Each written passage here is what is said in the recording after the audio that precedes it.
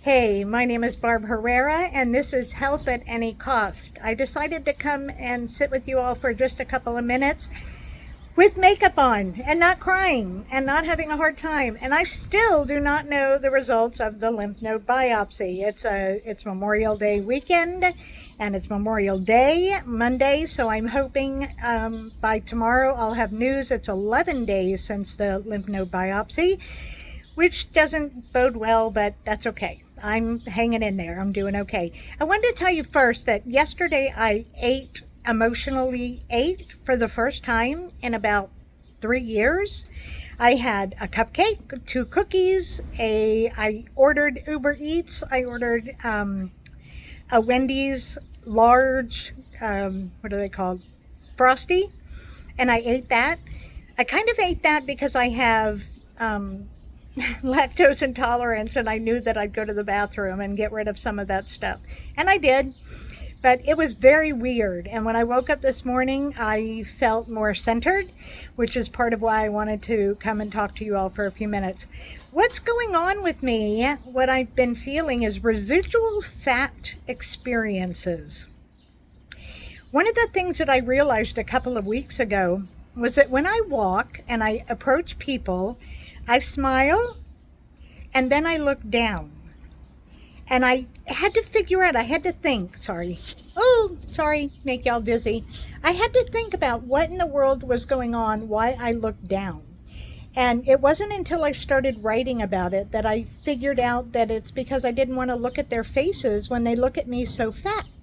I didn't want to see what they were doing and what their faces were like. Now, part of that realization came because when I meet strangers, like who are driving Uber or in the store or whatever, I tell people all the time how much weight I've lost. And it is just something weird that I do, and I'm not sure exactly why I do it, but I kind of think I know now. What I do is when I tell them I've lost 280 pounds, for those that don't know, I started at 405 pounds 3 years ago. I am 5'1", so it was pretty drastic. And now today I weighed 124. I weigh between 121 and 131 and have since December. So I'm doing good that way. But when I tell people how much weight I've lost, and then they're like, and then I show them my fat picture, and then they get a face of disgust. It's like, oh. And there's this morbid curiosity I have to see what their faces looked like before when I was really fat. And so now, when I look down, I realize that I didn't want to see the look of disgust on their face. And now here they are showing me what they look like, but I don't have to buy it. I don't have to take it. Good morning. Buenos dias. I don't have to take what it is that they say, except I kind of do. And that's really weird to me, that I have this weird fascination about seeing what people look like when they think of me as fat or when they see me as fat. And they always say, oh, you're so beautiful, oh, you're so wonderful, blah, blah, blah, blah, blah. And I always make sure to say, and I'm healthy. That's the biggest thing for me. But I want to kind of show you a little bit of what I'm wearing. I've got long sleeves underneath my t-shirt, because if I showed, and I'm actually going to do it right now, oh, can't do it that way, let's do it this side. If I actually pulled this up, if I walked around in a tank top, people would stare at me again in horror, and they would be like, what happened to her? But I want to show you a little bit of my skin. And so I'm going to show you standing up as well, because standing up is a little bit different. Let's see if I can get it. And you can see how it bags and how it hangs. And my arm isn't even all the way down yet. But when I pull the shirt down, people can't see it, and then I'm pretty normal again, as far as normal goes. I don't know how normal I am. but it's this weird fascination that I have, and I am tempted to wear tank tops. But you know what? I don't want to be stared at and made fun of again. Oh, I'm going to cry now. I told you I wasn't going to cry.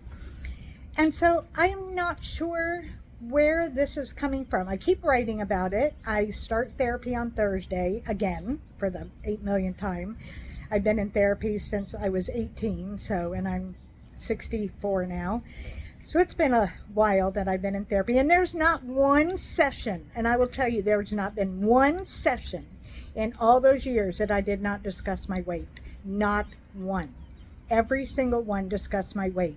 And here I am, 280 pounds down, plus, and I'm starting therapy to talk about my weight again.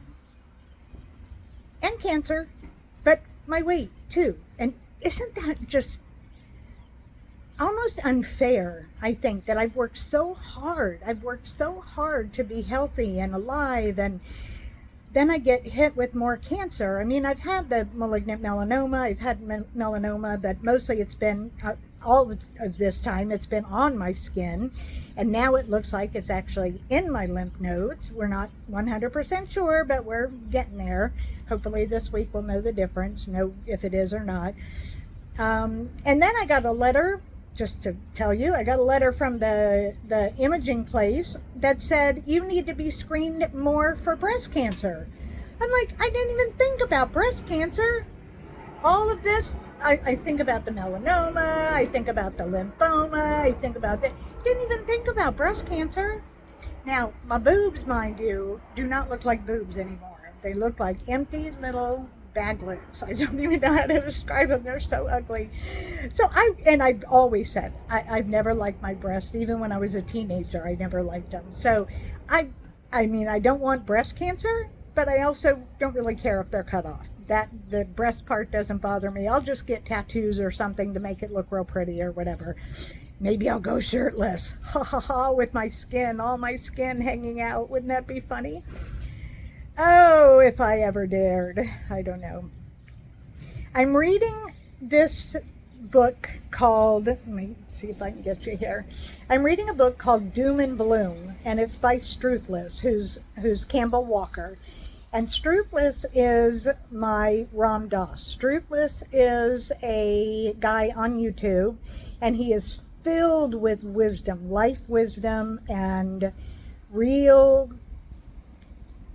experiences. He was a drug addict, he's an alcoholic, and he's a dad, and he's not an he's not an active alcoholic at the moment, but he has the most amazing ways of doing metaphors and analogies that make sense. And one of the things I wanted to impart to you today, I've been seeing a lot of people having a really hard time with their GLP-1s, and they're like, either I haven't lost enough weight this week and I think I'm going to quit, which I hear far too much. I want people to think, this comes from Struthless, Struthless. He says, think about today, what brought you joy? What gave you energy? And then write that down. And then on the contrary, what sucked energy out of your day? And then you do that for a few days, a week, a month. He really suggests a month, and I think that's great. And then you look at the answers, and you can see very quickly what drained you. Was it social media? Was it thinking about chronicling your diet? Was it trying to figure out how to get the money to buy the medication? There's so many different ways that we can look at this with regards to GLP-1s.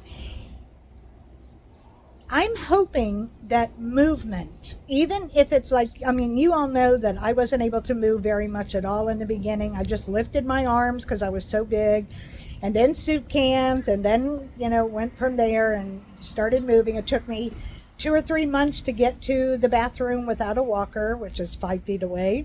Took me 8 months to get to the end of the driveway to go to the mailbox. And yesterday, even on my day of eating. I wouldn't even consider it binge eating, just emotional eating. I still went to the gym. I still walked to the gym. I did the treadmill for a half hour. I did my arms, I did my legs, and then I walked back home again. And that was what brought me energy yesterday. What did not bring me energy yesterday was sucking on a Frosty from Wendy's, and the candy, and the cookies, and the cupcake. I didn't need any of that. It didn't make me feel good. And so today, I'm starting again. And I want all of you who feel like today you failed, or yesterday you failed, or the last 2 weeks you failed, or the last 6 weeks you failed. It's not failing, it's faltering. That's all it is faltering. There's no failure when it comes to GLP-1s. There's not. As long as you take your shot and live your life, you're doing beautifully. And that's what I want you to do, is take your shot and live your life. Okay, that's pretty much what I wanted to say today. I love you all so much, and I'm glad I could actually come and show you what I look like with makeup on and not boo-hooing in my bed. I love you all, and I hope to have good news for you this week, and as soon as I get my news, I will let you know. Love you all. Bye.